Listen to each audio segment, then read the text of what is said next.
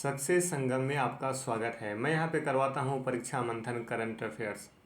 67वीं BPSC प्रारंभिक परीक्षा को ध्यान में रखते हुए ये करंट अफेयर्स आपको कराई जा रही है। भाग 2 है, चलिए स्टार्ट करते हैं।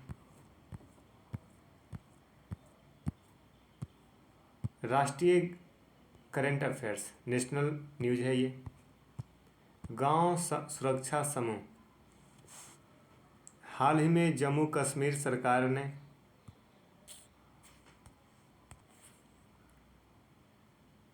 जम्मू और कश्मीर के गांवों के निवासियों को स्थानीय सुरक्षा प्रदान करने के लिए गांव सुरक्षा समूह के गठन को मंजूरी प्रदान की है।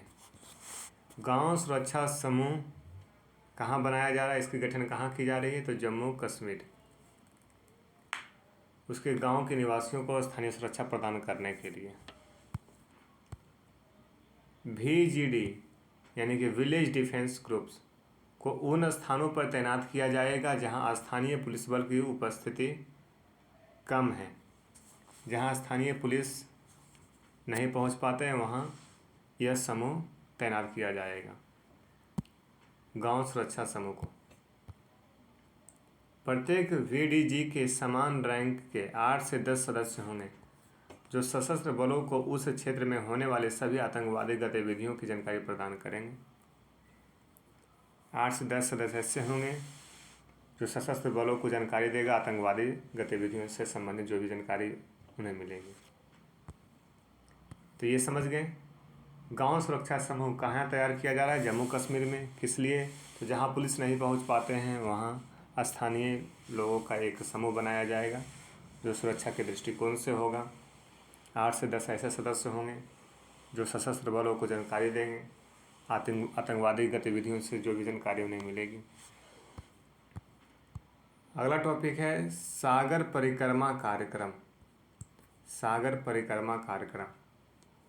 हाल ही में केंद्रीय मत्स्य पालन पशुपालन डेयरी मंत्रालय ने आज़ादी के अमृत महोत्सव के एक भाग के रूप में सागर परिक्रमा कार्यक्रम का उद्घाटन किया है।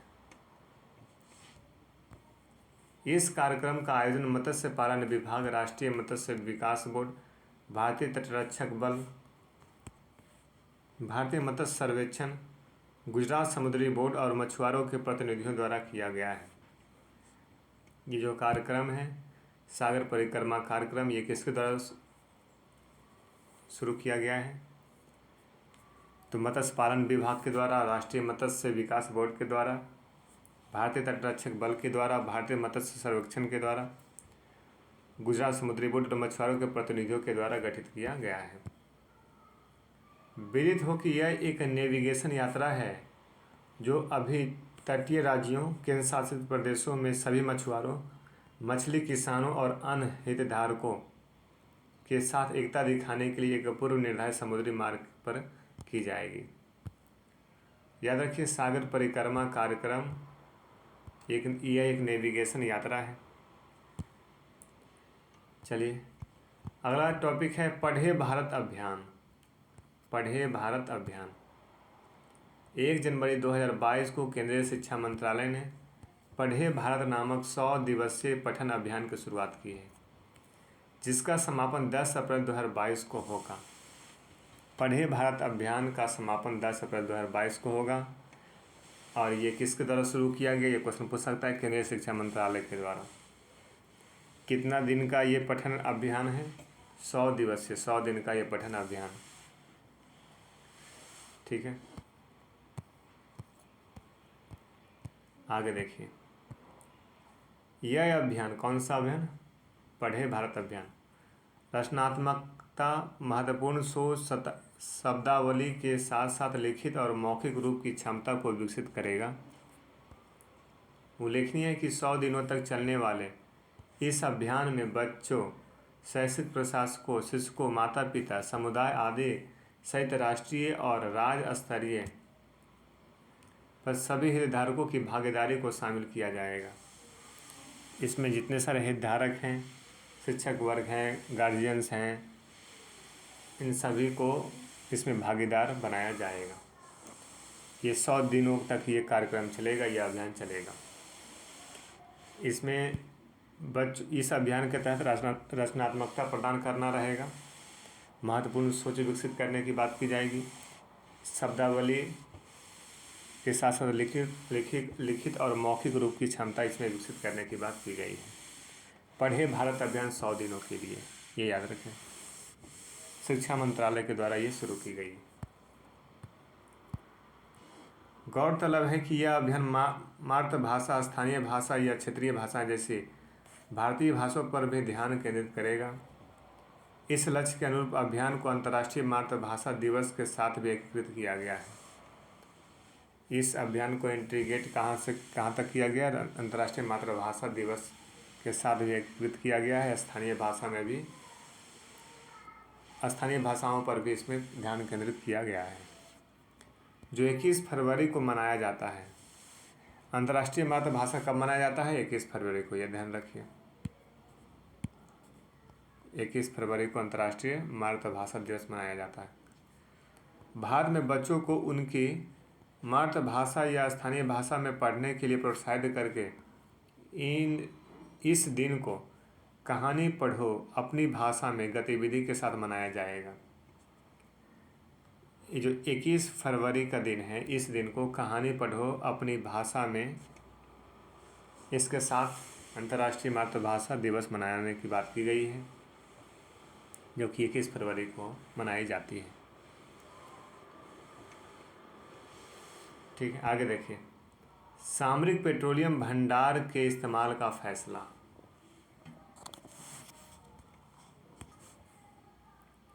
भारत ने अपने सामरिक पेट्रोलियम भंडार SPR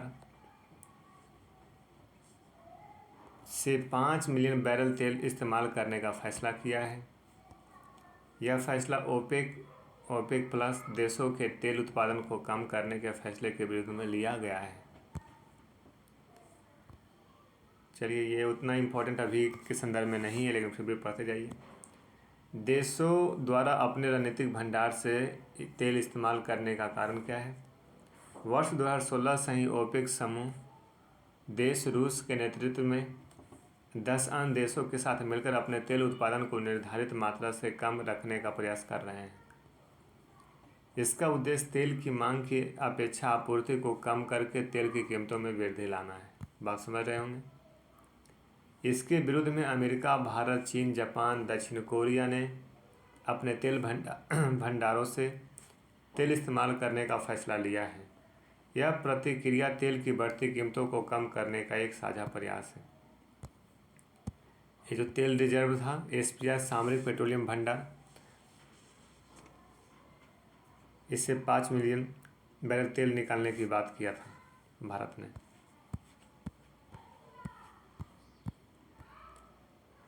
ये समझ लीजिए, सामरिक पेट्रोलियम भंडार SPR क्या होता है? Strategical petroleum reserve. SPR कच्चे तेल के विशाल भंडार हैं जो मुख्य रूप से पेट्रोलियम उत्पादों की आपूर्ति में व्यवधान के प्रभाव को कम करने हेतु निर्मित किए गए हैं। भारत में सामरिक कच्चे तेल की भंडार सुविधाओं के निर्माण कार्य का प्रबंधन भारतीय सामरिक पेट्रोलियम भंडार limited, Indian strategic petroleum reserve limited द्वारा किया जा रहा है। ISPRL पेट्रोलियम और प्राकृतिक गैस मंत्रालय के तहत तेल उद्योग विकास बोर्ड की पूर्ण स्वामित्व वाली एक सहायक कंपनी है। तो पेट्रोलियम और प्राकृतिक गैस मंत्रालय के तहत तेल उद्योग विकास बोर्ड की पूर्ण स्वामित्व वाली कंपनी है ISPRL, और इसकी तेल भंडारण सुविधाओं का निर्माण कार्य प्रबंधन का कार्य स्ट्रेटेजिक SPR का कौन करता है? तो ISPRL ही करता है। तो SPR क्या है? तो SPR कच्चे तेल के विशाल भंडार होते हैं जो पेट्रोलियम उत्पादों और इसकी आपूर्ति को में व्यवधान के प्रभाव को कम करने या फिर रोकने के लिए निर्मित किया गया है। आगे देखिए, भारत में सामरिक पेट्रोलियम भंडार कार्यक्रम के पहले चरण के तहत भारत सरकार ने 3 स्थानों पर 5.33 मिलियन मीट्रिक टन की कुल क्षमता के साथ सामरिक पेट्रोलियम भंडार SPR सुविधा स्थापित की है।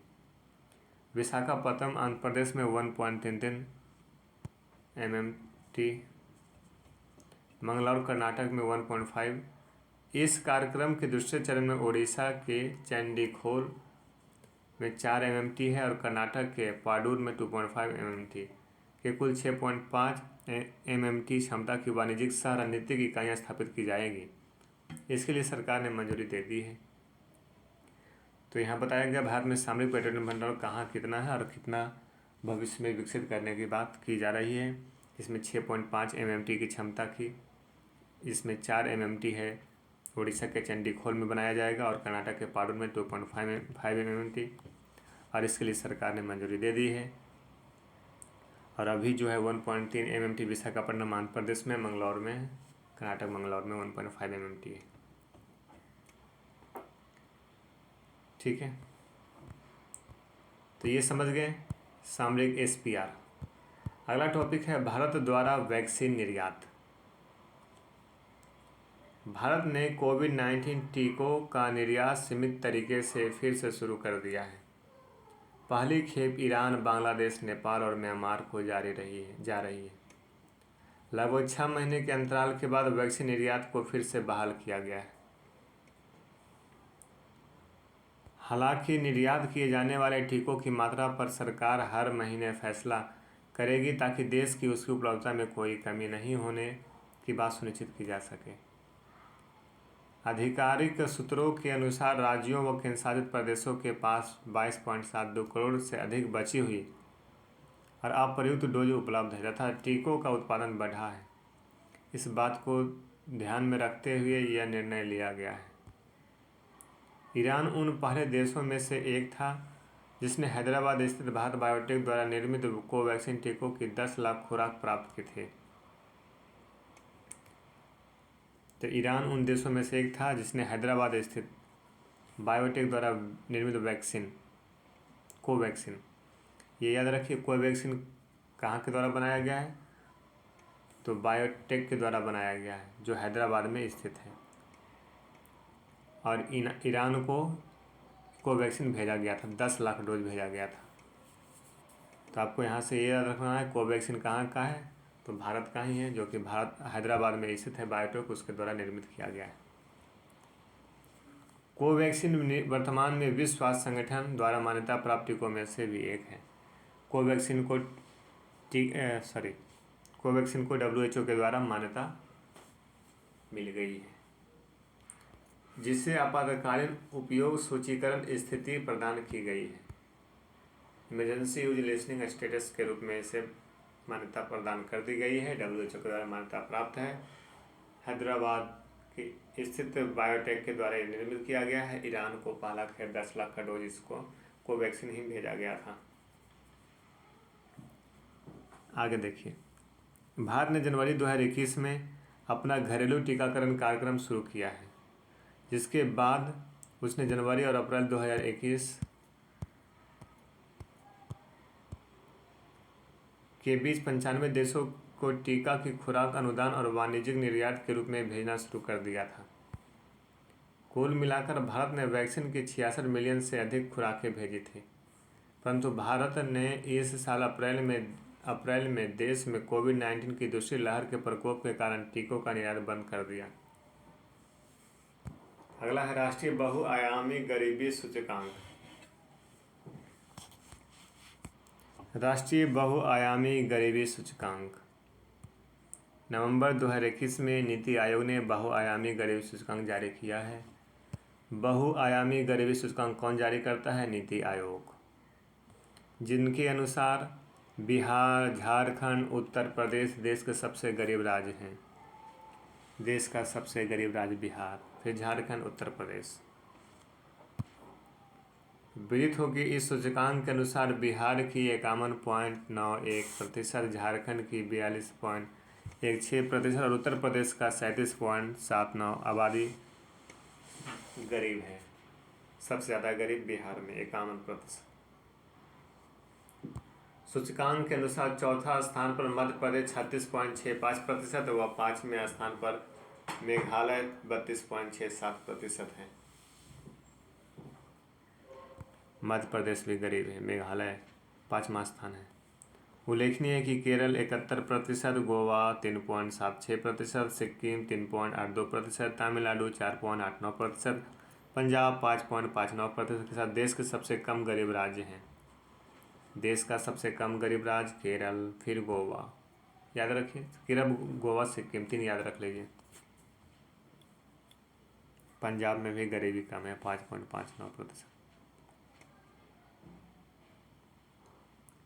और केरल में 71% नहीं है, यहाँ पे 0.71 लिखा है, यहाँ पे ऐसे देखिए 0.71, ऐसे याद रखिए। 0.71% गरीब है केरल में, 71% गरीबी नहीं है। सबसे गरीब बिहार में है 51%, फिर झारखंड, फिर यूपी,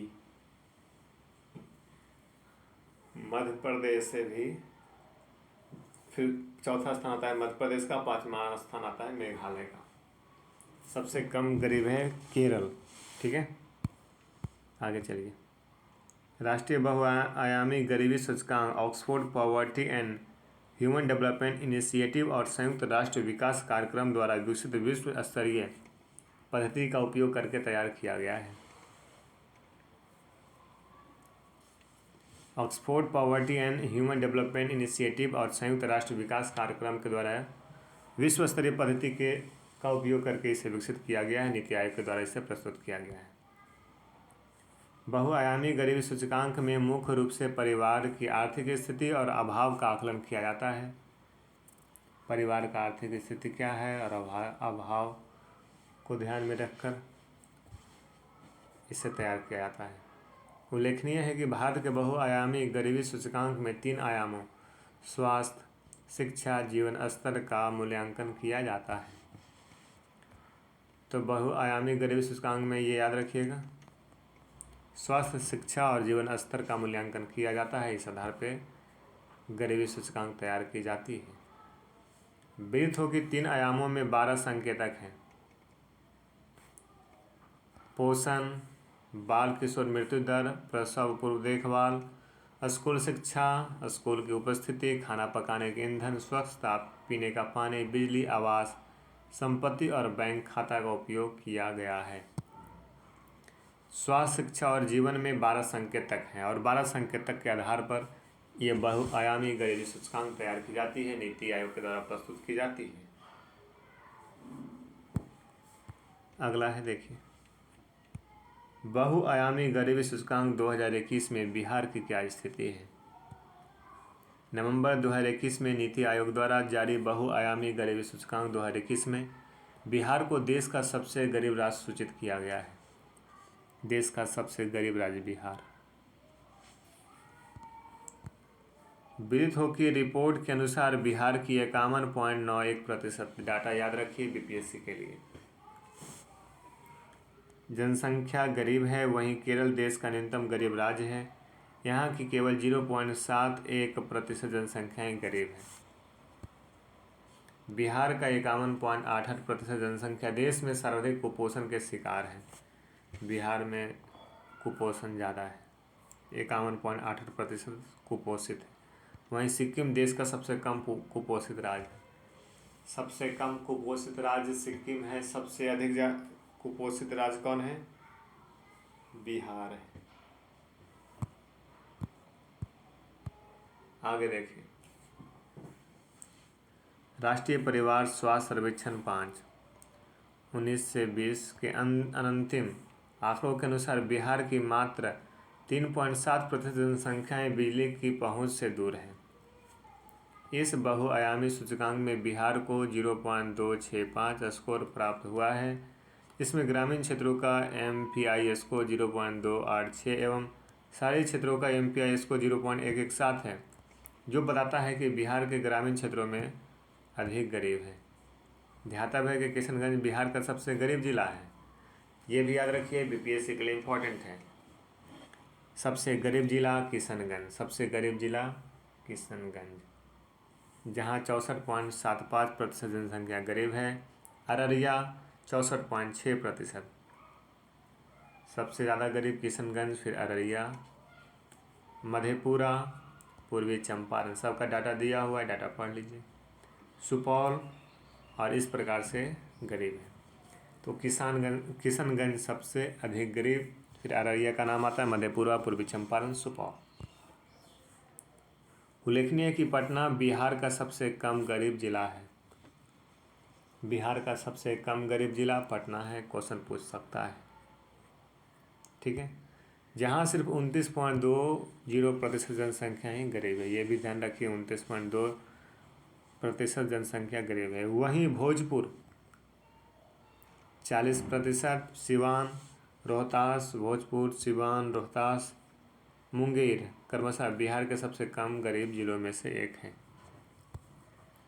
अगला टॉपिक है सतत विकास लक्ष्य SDG शहरी सूचकांक। 23 नवंबर 2021 को भारत जर्मन सहयोग के तहत नीति आयोग ने सतत विकास लक्ष्य SDG शहरी सूचकांक और डैशबोर्ड 2021-22 जारी किया है। यह सूचकांक शून्य भूख, गरीबी समाप्त करने, गुणवत्तापूर्ण शिक्षा, अच्छे स्वास्थ्य, लैंगिक समानता जैसे लक्ष्य में 77 SDG संकेतकों पर, ये क्या है, तो 56 शहरी क्षेत्रों को रैंकिंग करता है 17 SDG संकेतकों पर। आगे देखिए, सूचकांक और डैशबोर्ड नीति आयोग और जर्मनी की अंतर्राष्ट्रीय सहयोग एजेंसी BMZ के बीच सहयोग का परिणाम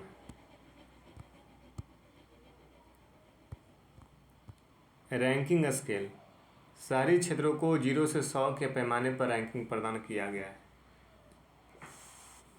100 के स्कोर का अर्थ है कि शहरी क्षेत्रों ने वर्ष 2030 के लिए निर्धारित लक्ष्यों को प्राप्त कर लिया है। 0 का स्कोर अर्थ यह है कि यह शहरी क्षेत्रों में लक्ष्यों को प्राप्त करने में काफ़ी दूर है। तो 0 से 100 के बीच में रैंकिंग दिया जाता है। SDG जो 17 गोल है और इसे 2030 तक प्राप्त करना है, तो जिसको रैंकिंग 100 दे दिया गया है, इसका मतलब वो लक्ष्य को पहले ही प्राप्त कर लिया है। जिसका लक्ष्य 0 है तो समझिए वो अभी लक्ष्य से काफ़ी दूर है। शीर्ष प्रदर्शन करने वाले राज्य या फिर केंद्र शासित प्रदेश: शिमला, कोयम्बटूर, चंडीगढ़, तिरुवनंतपुरम, कोच्चि। सबसे खराब प्रदर्शन धनबाद का है, मेरठ का, ईटानगर, गुवाहाटी और पटना का। सतत विकास लक्ष्य शहरी सूचकांक 2021 में बिहार का क्या स्थिति है? नीति आयोग के द्वारा जारी सतत विकास लक्ष्य SDG शहरी सूचकांक में बिहार की राजधानी पटना को 56 शहरों में से 52वां स्थान प्राप्त हुआ है। इसमें पटना को परफॉर्मेंस श्रेणी 50 से 64 के बीच में, यानी जो 56वां स्थान प्राप्त हुआ है, तो परफॉर्मेंस श्रेणी में रखा गया है। तो पटना परफॉर्मेंस श्रेणी में है 56 रैंकिंग के साथ। उल्लेखनीय है कि नीति आयोग द्वारा पहली बार सतत विकास लक्ष्य के अंतर्गत शहरी इंडेक्स जारी किया गया है। इस इंडेक्स में देश के 56 नगरीय क्षेत्रों को 77 सूचकांकों में प्राप्त की गई प्रगति 77 सूचकांक ही हैं, प्राप्त की गई प्रगति के आधार पर रैंकिंग दी गई है, जिसमें सर्वाधिक 75.5 अंक प्राप्त कर शिमला प्रथम स्थान पर है और इस सूचकांक में पटना को कुल 57.29 स्कोर प्राप्त हुआ है। उल्लेखनीय है कि इस सूचकांक में शहरों को कुल 4 श्रेणियों में बांटा गया है। अचीवर 100 अंक जिसको मिल गया वो अचीवर है। फ्रंट रनर जो 65 से 99 के बीच में है वो फ्रंट रनर है। परफॉर्मर 50 से 64 के बीच में, जिसमें पटना आता है परफॉर्मेंस श्रेणी में। एस्पिरेंट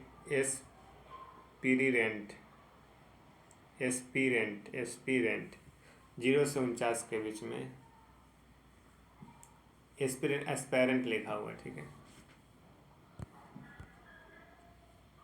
सतत विकास लक्ष्य SDG 1 शून्य गरीबी की प्राप्ति के मामले में पटना को केवल 45 स्कोर प्राप्त हुआ है, जबकि SDG लक्ष्य 8 को प्राप्त करने के मामले में पटना ने सबसे खराब प्रदर्शन करते हुए 17 स्कोर प्राप्त किया है। SDG 12 सतत उपभोग एवं उत्पादन प्रतिरूप सुनिश्चित करना को प्राप्त करने के मामले में पटना ने सर्वश्रेष्ठ प्रदर्शन करते हुए 100 स्कोर प्राप्त किया है। तो क्वेश्चन पूछा जा सकता है सबसे खराब प्रदर्शन SDG 8 को लेकर के पटना का है, जिसमें 17 स्कोर प्राप्त किया है। SDG 12 और SDG 12 में क्या है, सतत उपभोग एवं उत्पादन प्रतिरूप सुनिश्चित करना, और इस मामले में 100 स्कोर प्राप्त किया है। काफ़ी सर्वश्रेष्ठ प्रदर्शन है पटना का। सतत उपभोग एवं उत्पादन प्रतिरूप सुनिश्चित करना, SDG 12 में 100 स्कोर प्राप्त हुआ है, 8 में 17 स्कोर प्राप्त किया है। SDG रैंकिंग कौन जारी किया है, नीति आयोग।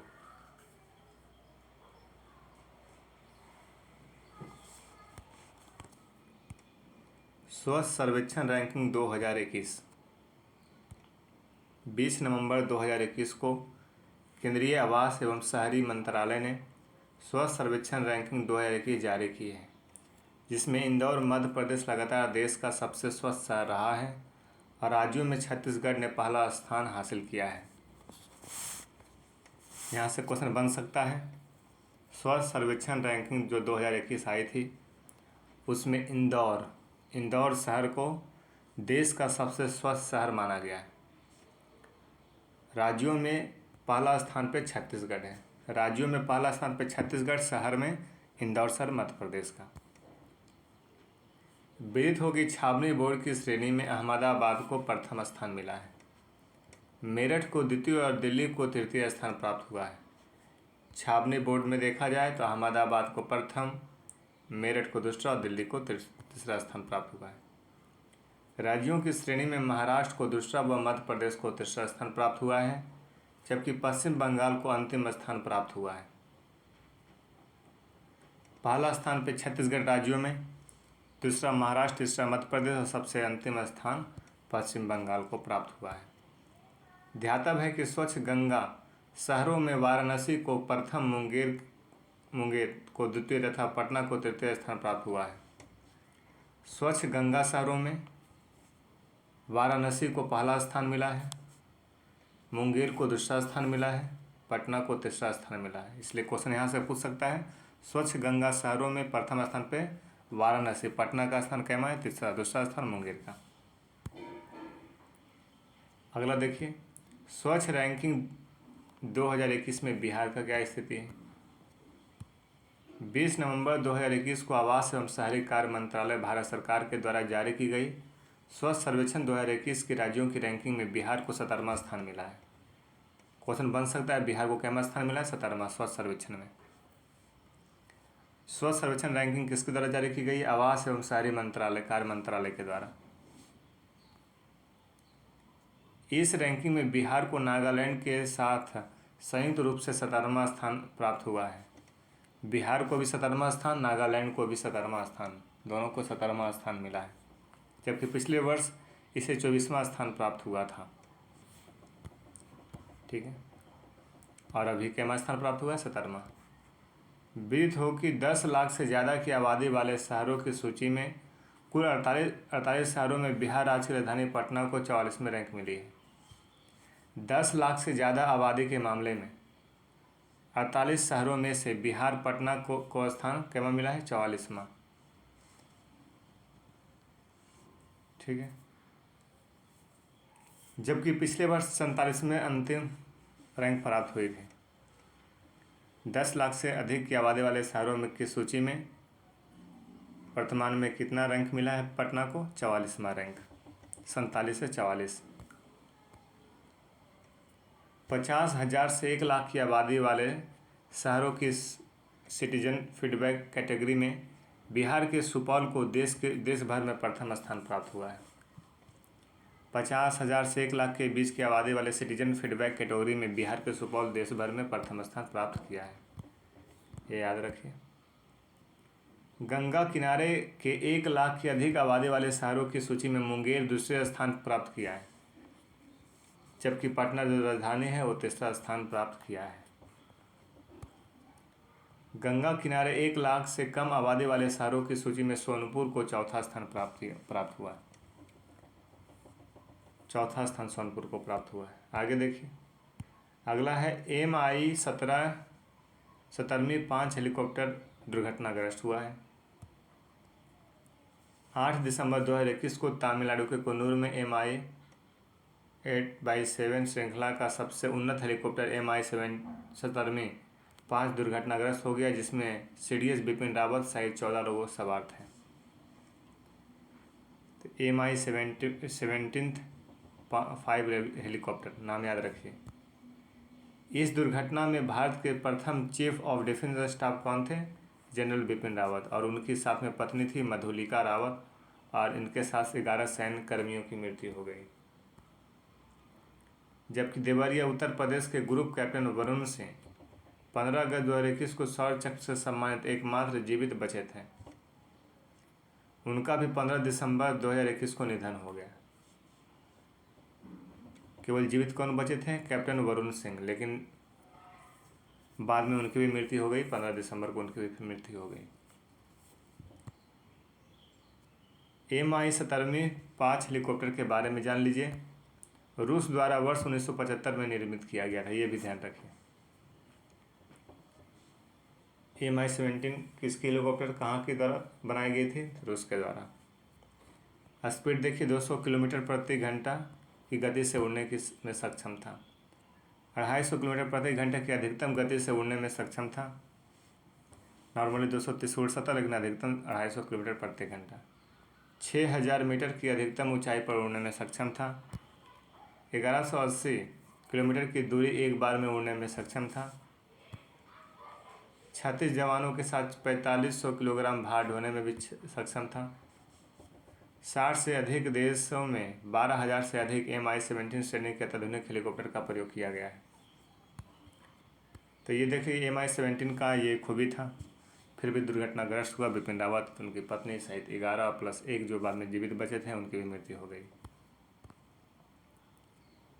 अगला है जम्मू कश्मीर में परिसीमन आयोग की सिफारिश है।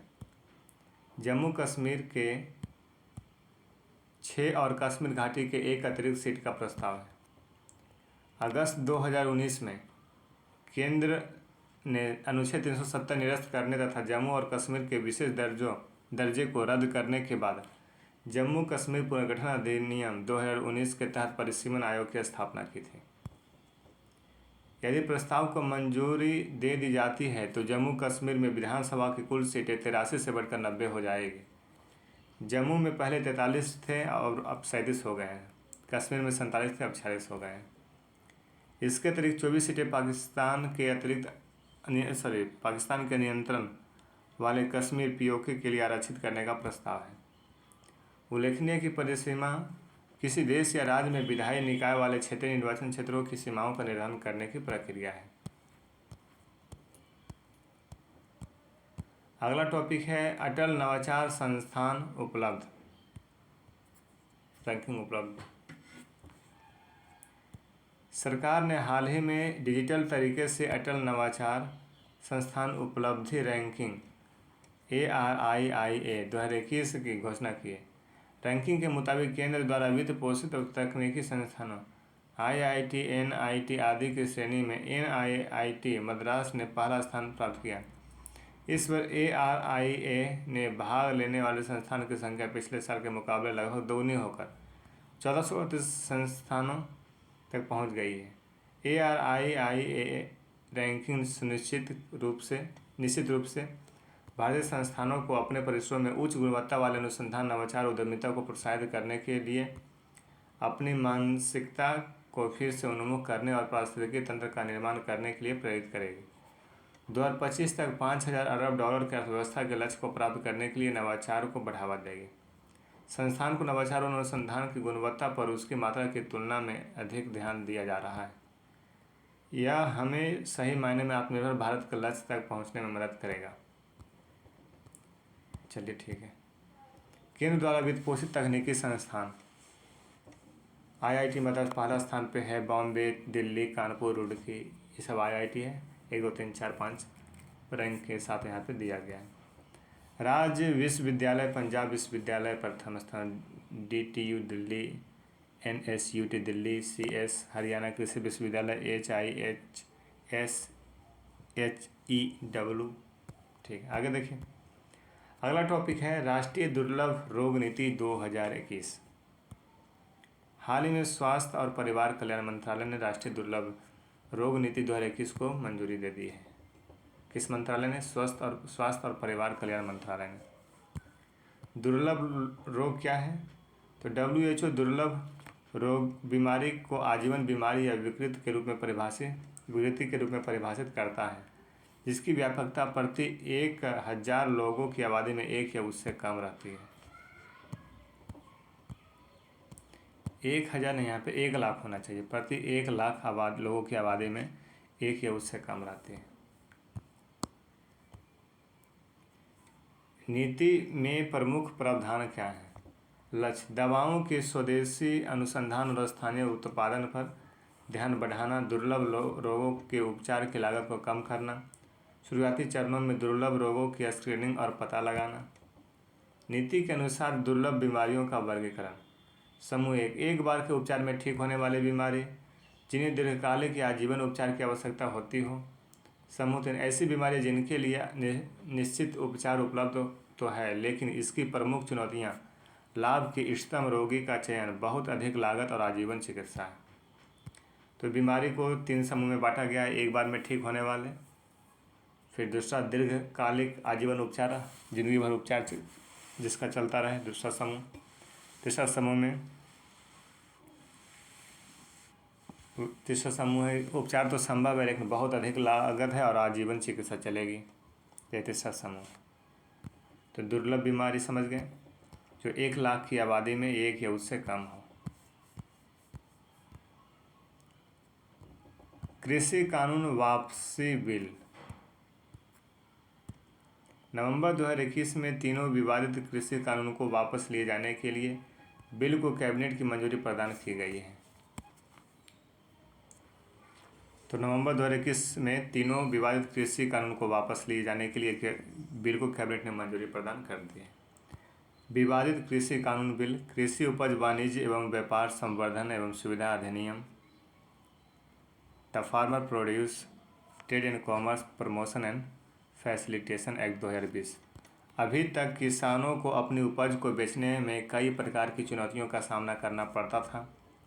किसानों हेतु अधिसूचित कृषि उत्पाद विपणन समिति APMC यानी मंडियों में ही अपनी उपज बेचने का विकल्प था, और यदि उपज बाहर बेची जाए तो उस तरह पर कई तरह के प्रतिबंध थे। राज्य सरकार द्वारा पंजीकृत लाइसेंस धारियों को अपनी उपज बेचनी पड़ती थी। इस अधिनियम के द्वारा इन प्रतिबंधों को खत्म कर दिया गया है। अब किसान किसी को भी अपनी उपज बेच सकता है। इसके अतिरिक्त यह अधिनियम राज्य कृषि विपणन कानूनों के अंतर्गत बाजारों के बाहर अवरोध युक्त अंतर्राज्यीय और राज्य के अंदर ही व्यापार एवं वाणिज्य को बढ़ावा देता है। दूसरा है मूल आश्वासन पर किसान बंदोबस्ती एवं सुरक्षा समझौता एवं कृषि सेवा अधिनियम 2020। भारतीय किसानों के पास बहुत सारे जोखिम होते हैं, मसलन किसानों की छोटी जोतें, मौसम पर अत्यधिक निर्भरता तथा कई बार बाजार की अनिश्चितता का सामना करना पड़ता है। इस विधेयक के माध्यम से किसी कृषि उत्पाद के उत्पादन या पालन से पूर्व कृषि समझौता किया जाएगा। इसका उद्देश्य है कि कृषि अपने कृषि उत्पादों को स्पॉन्सर्स को आसानी से बेच सकें। स्पॉन्सर्स में व्यक्ति, पार्टनरशिप फर्म्स, कंपनियां, लिमिटेड लायबिलिटी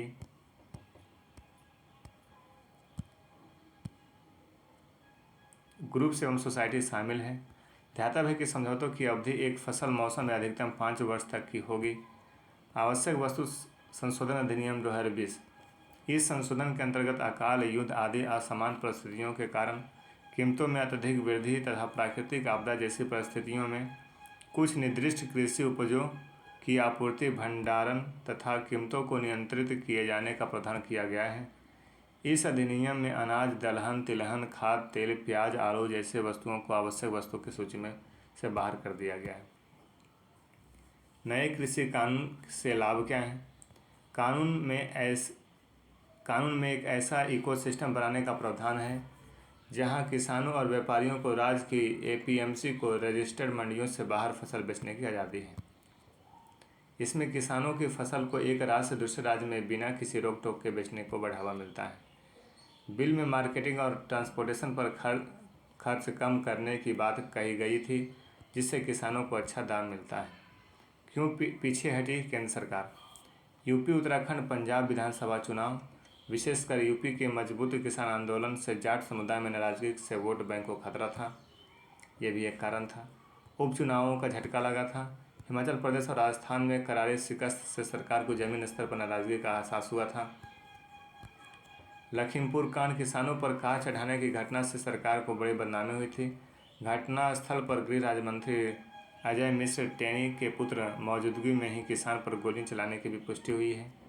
तो ये लखीमपुर की घटना, उपचुनाव का झटका, यूपी, उत्तराखंड, पंजाब, ये सब में चुनाव था तो वोट बैंक को खतरा, ये सब कारण था कि कृषि जो बिल है उसको वापस लिया गया। अपनों का बढ़ता विरोध, मणिपुर के राज्यपाल सत्यपाल मलिक ने सीधा मोर्चा खोल दिया तथा सांसद वरुण गांधी ने भी इस विषय पर तीखा हमला बोला। अंतर्राष्ट्रीय स्तर पर छवि को धक्का लगा, किसान आंदोलन मामले में अंतर्राष्ट्रीय स्तर पर भी पीएम मोदी की छवि को धक्का लगा। कई देशों ने सार्वजनिक तौर पर किसान आंदोलन से निपटने में सरकार की नीतियों पर सवाल उठाए। ठीक है,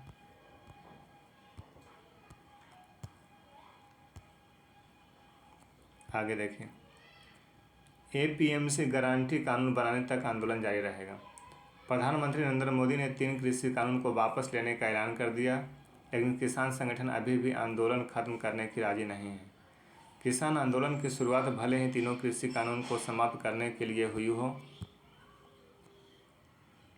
लेकिन बाद में इसमें न्यूनतम समर्थन मूल्य एमएसपी की गारंटी की मांग जुड़ गई है। संयुक्त किसान मोर्चा ने कहा कि सरकार एमएसपी की गारंटी देने के लिए कानून बनाए। जब तक कानून नहीं बन जाता हमारा आंदोलन जारी रहेगा। प्रधानमंत्री मोदी ने न्यूनतम समर्थन मूल्य को और प्रभावी बनाने का आश्वासन दिया। उन्होंने कहा कि इसके लिए एक कमेटी बनाएंगे। कमेटी में केंद्र और राज्यों के प्रतिनिधियों, किसान, कृषि वैज्ञानिक, कृषि अर्थशास्त्री होंगे। कमेटी जीरो बजट खेती और किसान के हित में निर्णय लेगी। एमएसपी क्या होता है? न्यूनतम समर्थन मूल्य। एमएसपी यानी मिनिमम सपोर्ट प्राइस में एक तरह का गारंटीड कीमत होती है जो किसानों को उनकी फसल पर मिलती है। अगर बाज़ार में उस फसल की कीमत कम भी रहेगी तो उस फसल की जितनी एमएसपी होगी वह कीमत किसान को मिलेगी। फिर से पुराने ढर्रे पर लौटा देश के कृषि क्षेत्र। यूँ तो तीनों कृषि कानून फिलहाल लंबित ही थे, लेकिन अब इनकी वापसी के फैसले के बाद यह तय हो गया कि खेती बाड़ी पुरानी पटरी पर ही चलेगी।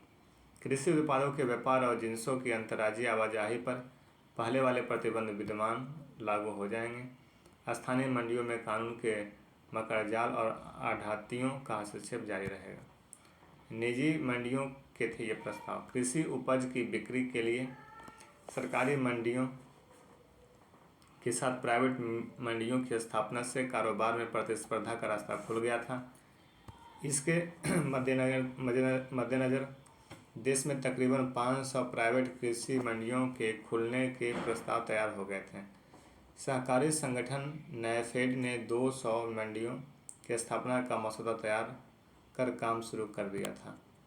आधा दर्जन कृषि मंडियों में काम चालू हो चुका था। सरकार के इस फैसले से इन मंडियों का काम प्रभावित जरूर होगा, लेकिन मंडियों को बंद करने की नौबत नहीं आएगी। अब सरकार कर सकती है इन सुधारों का रुख। वैसे अब आगे सरकार ज़्यादा ठोस कृषि सुधार को अंजाम दे सकती है। इसमें यूरिया कीमतों को नियंत्रण मुक्त, फर्टिलाइज़र, पानी, बिजली, इनपुट सब्सिडी बजाय नगद ट्रांसफार्मर, खुली खरीद बंद करने व कीमतों की जगह न्यूनतम आय गारंटी जैसे सुधारात्मक कदम उठा सकती है। तो ये था कृषि कानून बिल वापसी को लेकर के चर्चा। ये सारी चर्चा से आप पहले से भी परिचित होंगे। चलिए एक बार रिवीजन कर लेते हैं। जितने सारे टॉपिक अभी हो गए हैं इतना देर में एक बार 10 मिनट में रिवीजन कर लेते हैं। ध्यान से सुनते जाइएगा। रिवीजन। गांव सुरक्षा समूह। तो जम्मू कश्मीर में गांव सुरक्षा समूह तैयार की गई है।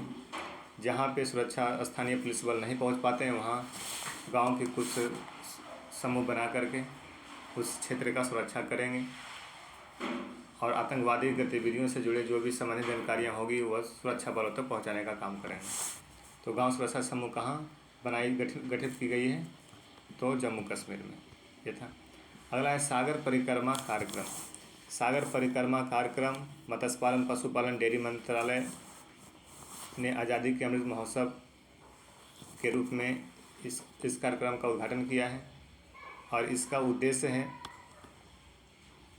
कि मत्स्य पालन जो भी मत्स्य पालन हो गया, पशुपालन हो गया, डेयरी इत्यादि को बढ़ावा देना। आगे देखिए, पढ़े भारत अभियान। पढ़े भारत अभियान ये 100 दिनों का ये अभियान है। इसकी शुरुआत शिक्षा मंत्रालय के द्वारा किया गया है। 10 अप्रैल 2022 तक चलेगा, ठीक है। और इस अभियान में रचनात्मकता पर बल दिया जाएगा। महत्वपूर्ण सोच विकसित की जाएगी। शब्दावली के साथ लिखित मौखिक रूप से क्षमता को विकसित किया जाएगा। स्थानीय भाषा में भी ज्ञान को बढ़ाने की बात की गई है। 21 फरवरी को अंतर्राष्ट्रीय मातृभाषा दिवस मनाया जाता है, ये भी ध्यान रखिए। अगला है सामरिक पेट्रोलियम भंडार के इस्तेमाल का फैसला। सामरिक पेट्रोलियम भंडार के इस्तेमाल का फैसला। SPR क्या होता है? जो रिजर्व में पेट्रोल रखते हैं देश विशेष जैसे इंडिया में, SPR सामरिक पेट्रोलियम भंडार है और इसमें 5 मिलियन बैरल तेल इस्तेमाल करने का फैसला किया गया था, ठीक है। तो ये टॉपिक आपका हो गया। अगला है सामरिक SPR समझ गए। और यहाँ पर ये समझ लीजिए, जो कच्चे तेल होते हैं इसकी जो भंडारण की जाती है SPR, ये ISPRL के द्वारा किया जाता है, Indian strategic petroleum reserve limited के द्वारा।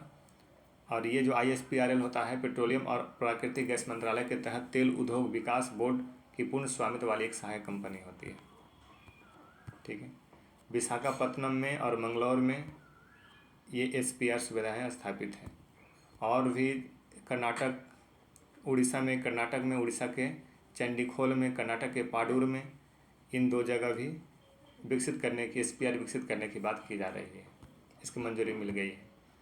भारत द्वारा वैक्सीन निर्यात किया जा रहा है फिर से समय समय पर। अपनी आपूर्ति को देखते हुए दूसरे देशों को आपूर्ति करते हैं। तो कोवैक्सीन के बारे में यहाँ पे आप जान लीजिए। कोवैक्सीन जो है हैदराबाद स्थित बायोटेक द्वारा निर्मित कोवैक्सीन है। कोवैक्सीन को WHO से द्वारा मान्यता प्राप्त मिल चुका है, ठीक है।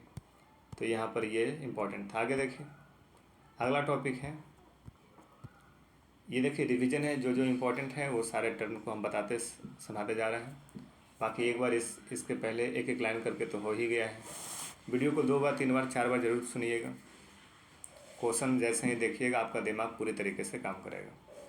राष्ट्रीय बहुआयामी गरीबी सूचकांक ये नीति आयोग के द्वारा जारी किया जाता है। बिहार सबसे गरीब राज्य में से आया है। दूसरा स्थान पर झारखंड, तीसरा स्थान पर उत्तर प्रदेश का नाम आता है। गरीबी सूचकांक में बिहार को 51.91% मिला है, जबकि झारखंड को 42.16% और उत्तर प्रदेश को 37.79%।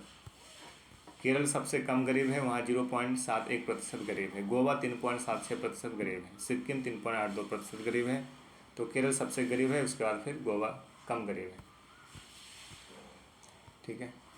इसमें टोटल बहुआयामी गरीबी सूचकांक में 3 आयाम को शामिल किया जाता है। उसमें स्वास्थ्य है, शिक्षा है और जीवन स्तर है। ये 3 जो आयाम है, 3 आयाम में 12 संकेतक रखे जाते हैं, जैसे पोषण, बाल किशोर मृत्यु दर, प्रसवन देखभाल, स्कूली शिक्षा, स्कूल में उपस्थिति, खाना पकाने के ईंधन, स्वच्छता, पानी पीने, बिजली, आवास, संपत्ति, बैंक खाता इत्यादि का लोग किस प्रकार से यूज कर रहे हैं। ये सारे 12 संकेतक रखे गए हैं। इसके आधार पर गरीबी बहुआयामी गरीबी सूचकांक तैयार किया जाता है, ठीक है। आगे देखिए, बहुआयामी गरीबी सूचकांक 2021 में बिहार की क्या स्थिति है?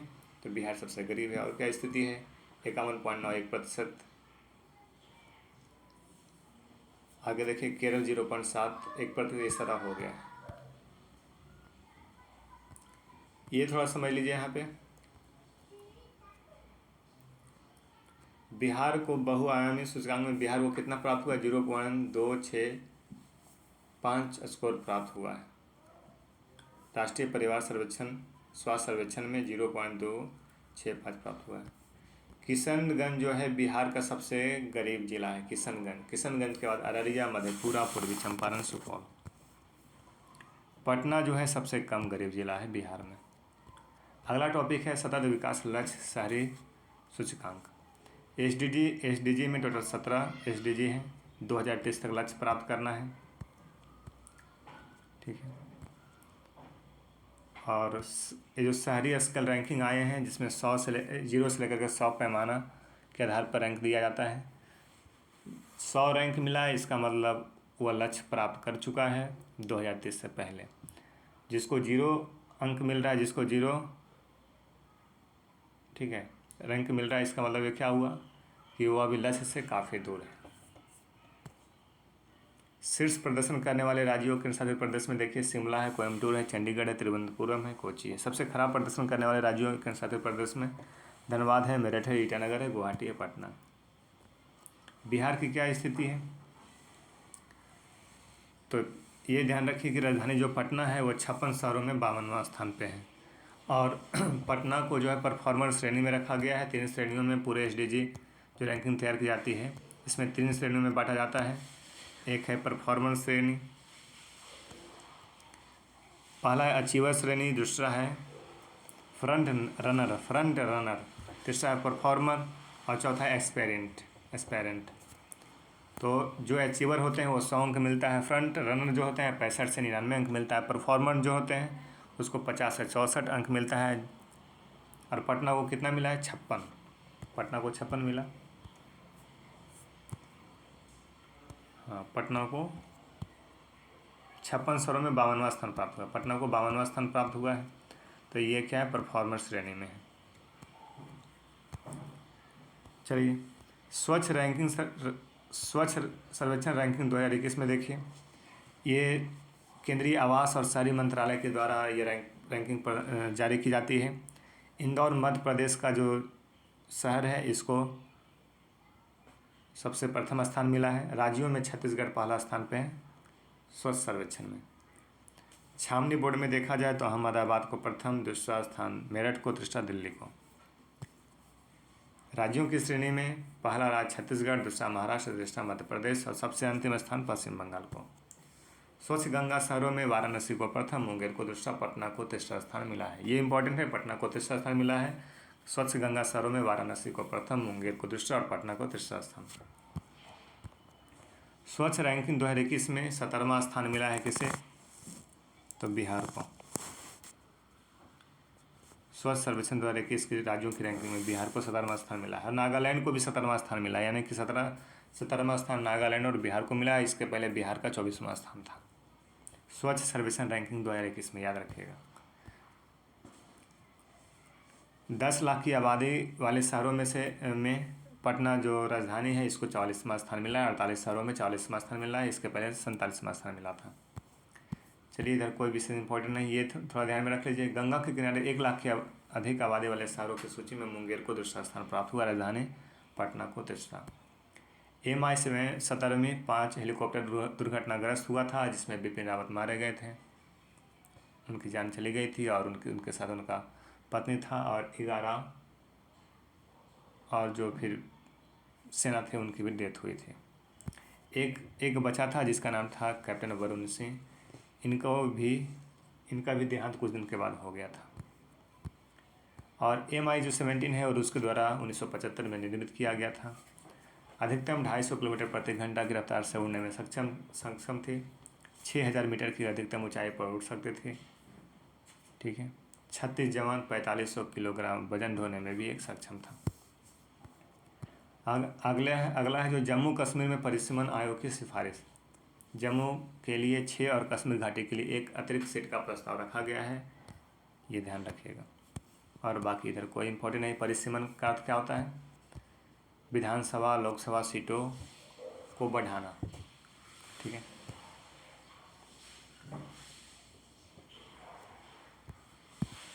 यहाँ पर ये थोड़ा ध्यान में रखिए, केंद्र द्वारा वित्त पोषित तकनीक संस्थान पायदान दिया। 1 2 3 4 5 IIT मद्रास को पहला, दूसरा बॉम्बे को, तीसरा दिल्ली को और चौथा कानपुर और IIT रुड़की को 5वां स्थान। इस प्रकार से राज्य विश्वविद्यालय में पंजाब विश्वविद्यालय को पहला स्थान मिला है।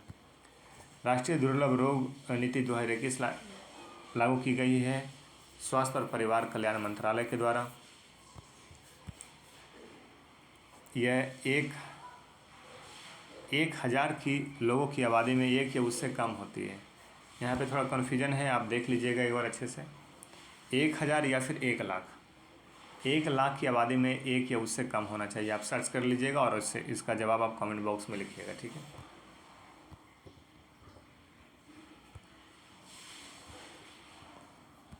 तो ये जो दुर्लभ रोगों का जो वर्गीकरण किया गया 3 समूह में बांटा गया, 1, 2, 3 में।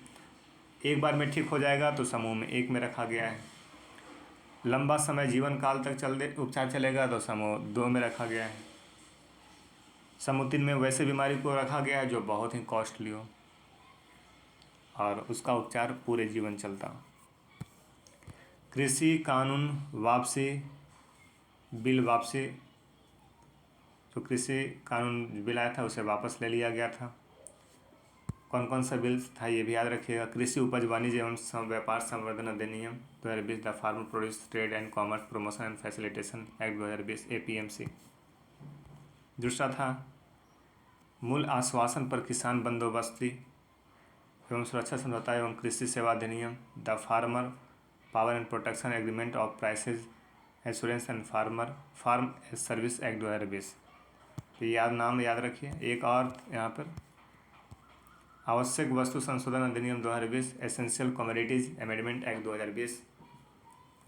ये तीनों बिल का नाम याद रखिए, वापस ले लिया गया है। सरकार क्यों पीछे हटी? यूपी, उत्तराखंड, पंजाब विधानसभा में चुनाव था, सोचा कि वोट बैंक गड़बड़ा सकता है। उपचुनाव का भी झटका लग चुका था हिमाचल प्रदेश और राजस्थान में। लखीमपुर कांड का भी इसमें प्रभाव दिखाई पड़ा है और अपने लोग भी इसका विरोध किए थे। अंतर्राष्ट्रीय स्तर पर वर्तमान सरकार की छवि को भी धक्का लग रहा था। तो यहाँ तक आपका हो गया, ठीक है। अगले वीडियो में करेंगे हम लोग पूर्वांचल एक्सप्रेस वे, ठीक है। वीडियो को 2 बार 3 बार 4 बार सुनिए। आप हमारे टेलीग्राम चैनल को ज्वाइन कर लीजिए, वहाँ मैं PDF इत्यादि मटेरियल में देता हूँ। ओके बाय, थैंक यू, मिलते हैं अगले वीडियो में।